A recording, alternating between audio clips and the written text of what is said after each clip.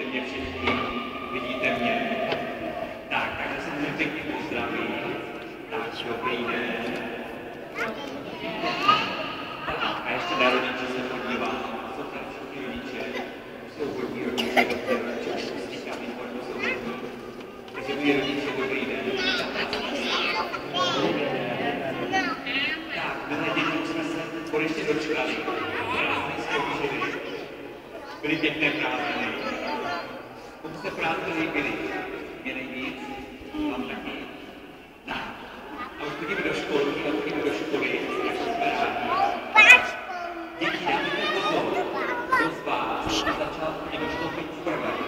Kdo chodí poprvé do školky? Matušku. Kdo začal chodit do školky teďka před pár dny? Tak, dobře, předu. A teď zvedne rutem, kdo už chodil druhý rok. Kdo chodil druhý rok? Kdo už mě pamatuje?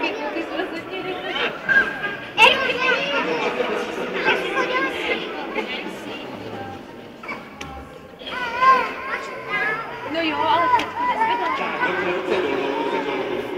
Tak, kdo už tady byl, tak už to zná. Ví, jak je to pěkný